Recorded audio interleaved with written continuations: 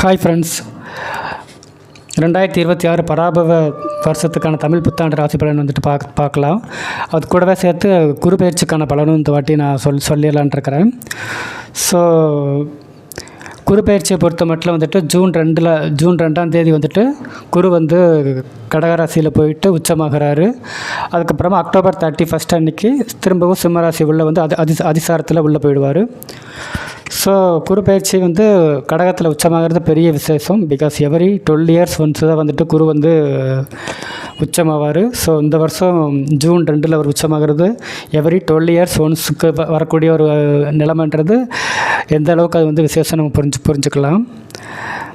So இப்போ இதில் வந்து ரொம்ப ஒரு முக்கியமான விஷயம் இந்த சார்ட்டில் நான் கொடுத்துருப்பேன். என்ன அப்படின்னாக்கா, நான் இதில் வந்து 2 இதாக பிரிச்சுருக்கேன். நார்மல் டைம், அதுக்கப்புறம் அஷ்டமச்சனி ஜென்மச்சனி அப்படின்னு பிரிச்சுருக்கேன். ஸோ இதில் நான் மெயினாக என்ன சொல்ல வர்றேன் அப்படின்னாக்கா, தசாபுக்தி நமக்கு நார்மலாக வந்து பார்த்திங்கன்னா இப்போ நம்ம அந்த குரு பயிற்சி, சனி பயிற்சி, ராகுகேது பயிற்சி இப்படின்னு சொல்லிகிட்ருக்கோம் இல்லையா. இது வந்து ஆக்சுவலாக வந்து நம்ம வந்து கோச்சாரம் அப்படின்னு சொல்லுவோம். அதுக்கப்புறம் தசாபுக்தி அப்படின்றது ஒன்று உண்டு.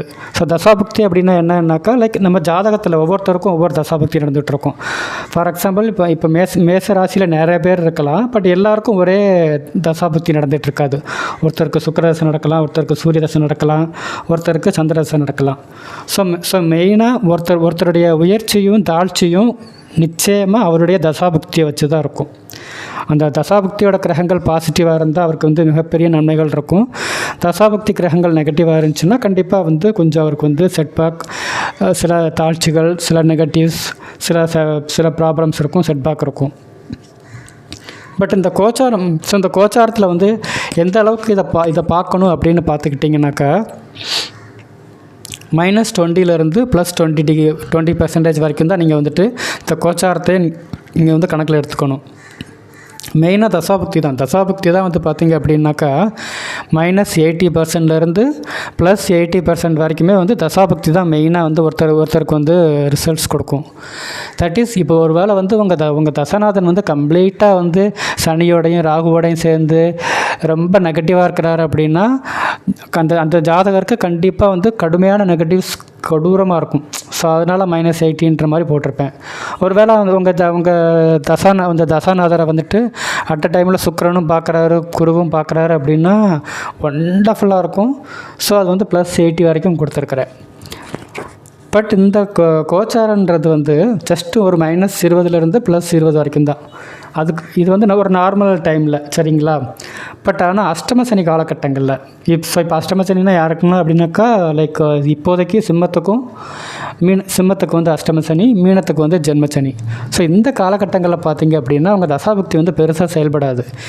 உங்கள் ஜாதகத்தில் தசாபுக்தி வந்து பயங்கர பாசிட்டிவான சுக்கிரனாக இருந்தாலும் சரி, பயங்கர பாசிட்டிவான குருதசையாகவே இருந்தாலுமே சரி, அந்த சுபத்துவம் வந்து முன்னாடி 80% வரைக்கும் செயல்பட்டுருக்கும். பட் இப்போ என்னாக்கா அப்படியே குறைஞ்சி ஒரு 40% வரைக்கும் தான் செயல்படும்.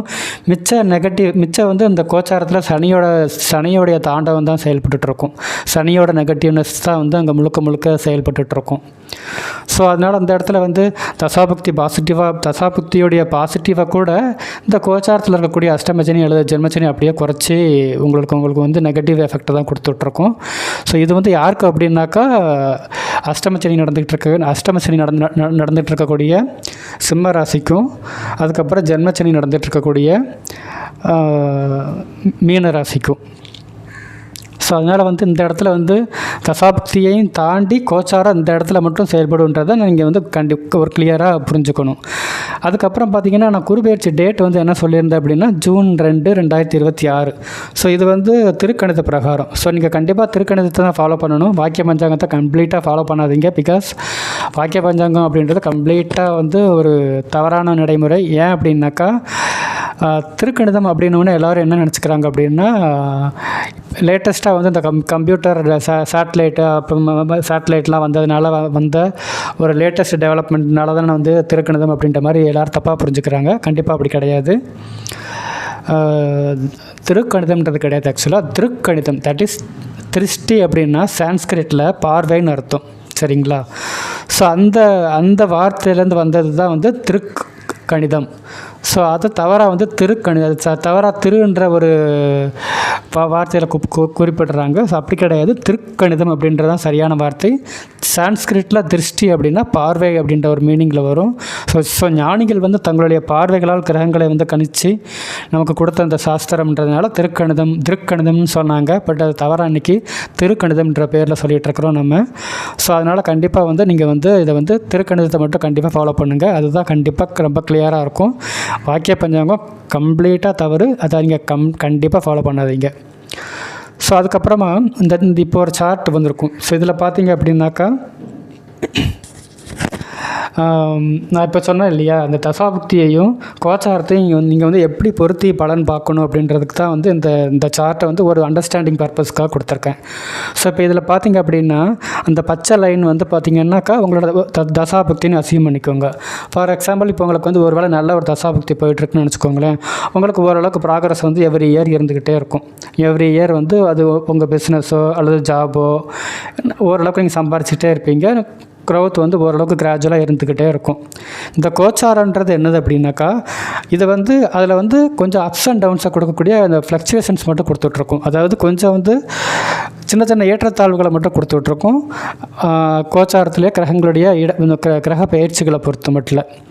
இப்போ ஃபார் எக்ஸாம்பிள் இப்போதைக்கு மீன ராசிக்கும் சிம்ம ராசிக்கும் நான் என்ன சொன்னேன், கடுமையான ஜென்மச்சனி அஷ்டமச்சனி நடந்துகிட்டு இருக்கிறதுனால அவங்களுக்கு வந்து அவங்களோட தசாபுக்தியை அப்படியே ஸ்டாப் பண்ணி டவுன்வேர்ட்ஸில், அதாவது சில இறக்கங்களை தான் கொடுக்கும். சில கடுமையான செட்பேக்கை, சில நெருக்கடிகளை கொடுக்கும், தொழிலில் பிரச்சனைகளை கொடுக்கும், வேலைகளில் பிரச்சனை கொடுக்கும். பிஸ்னஸ் பண்ணால் கண்டிப்பாக லாஸ் வரும்.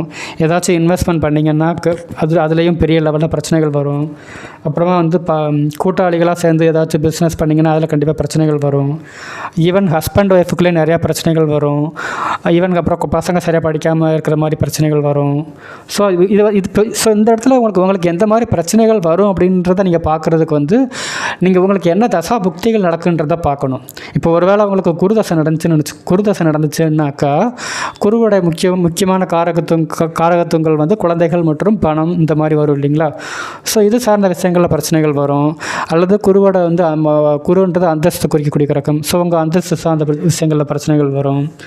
ஒருவேளை சுக்கிரதசை நடந்துச்சுனாக்கா சுக்கிரன் வந்து பெண்களை குறிக்கக்கூடிய கிரகம். வீடு, வாகனம் இது போன்ற விஷயங்களை குறிக்கக்கூடிய சுக்கிரதசை நடந்துச்சுனாக்கா இது சார்ந்த விஷயங்களில் சில முக்கியமான பிரச்சனைகள் வரும். இதில் ஒரு முக்கியமான விஷயம் என்னென்னா, சனியை பொறுத்த மட்டும் கம்ப்ளீட்டாக எல்லா சைடும் ரவுண்டு கட்டி அடிப்பார். தட் இஸ் உங்களை வந்து கம்ப்ளீட்டாக எல்லா பக்கமும் ஒரு லாக் பண்ணிவிடுவார். ஸோ அதனால் வந்து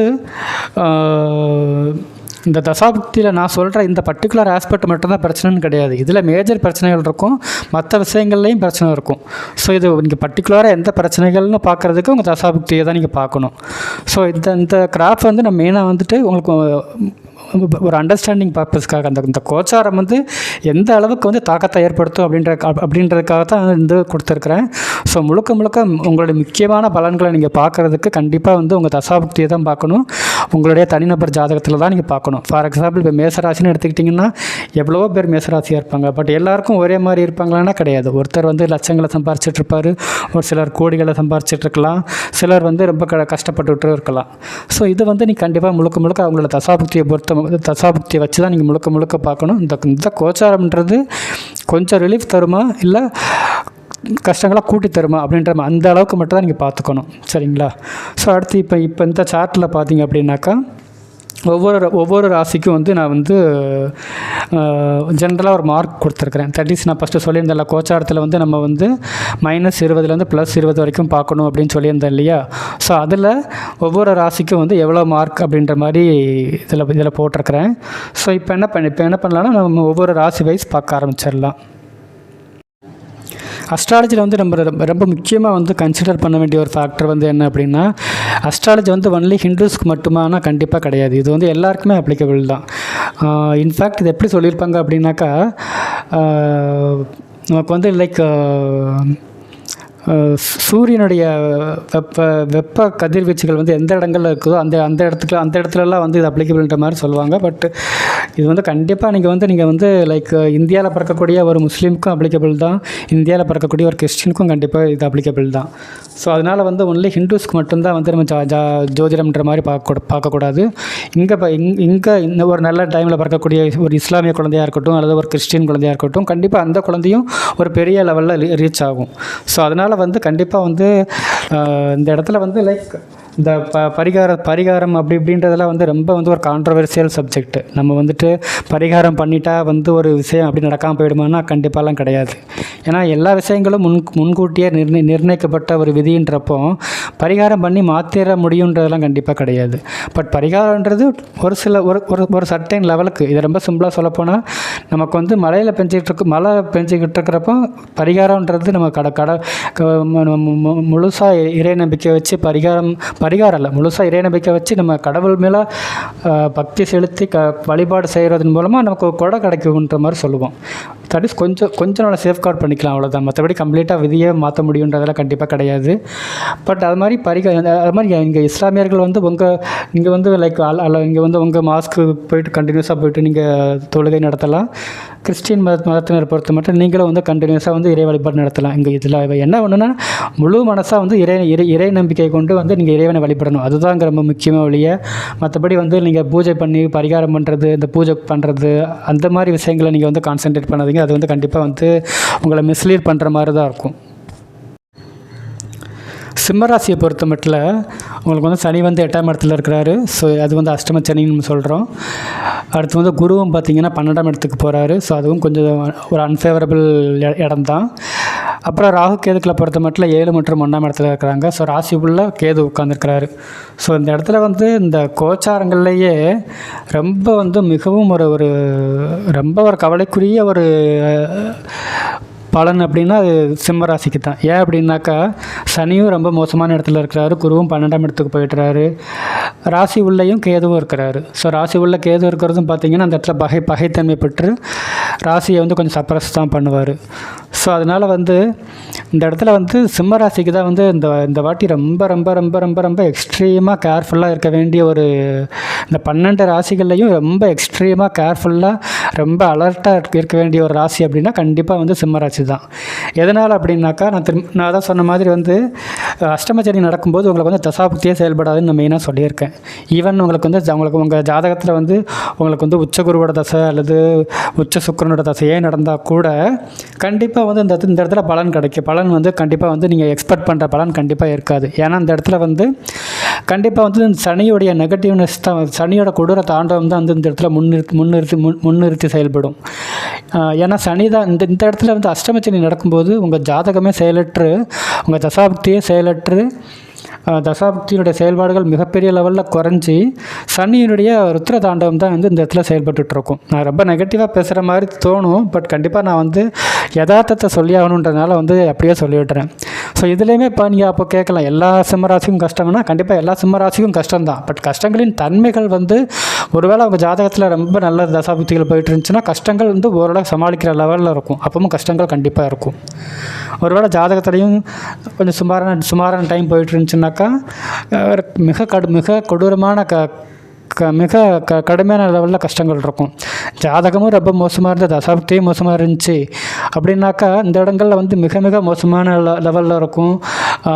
நெருங்கிய உறவினர்கள் மரணம் அந்த மாதிரி ரொம்ப ஒரு மோசமான அளவுகளில் இருக்கும். ஸோ இது ஒரு விஷயம் ரொம்ப முக்கியம் என்னென்னா, தயவுசெய்து உங்கள் காசை வந்து எங்கேயும் இன்வெஸ்ட் பண்ணாதீங்க, இருக்கிற ஜாப்பை விட்டுறாதீங்க, புதிய முயற்சிகள் எதையும் கண்டிப்பாக எடுக்காதீங்க.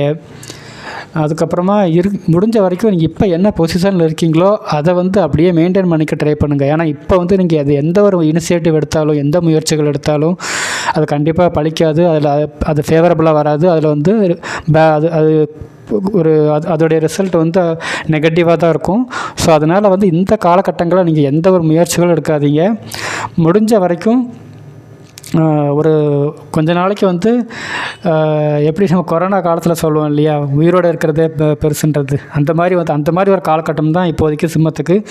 ஸோ அதனால் வந்து எந்த ஒரு முயற்சிகளும் எடுக்காதீங்க. நான் வந்து கொஞ்சம் கடினமான வார்த்தைகளை யூஸ் பண்ணுறேன், பட் வந்து நீங்கள் புரிஞ்சுக்கணுன்றக்காக தான் வழியே. மற்றபடி நெக்ஸ்ட் இயர்லாம் பார்த்தீங்கன்னா, நெக்ஸ்ட்டு குரு பயிற்சியில் பார்த்தீங்கன்னா குரு வந்து ராசி உள்ளே வருவார். ஸோ அதெல்லாம் ரொம்ப நல்லாயிருக்கும்.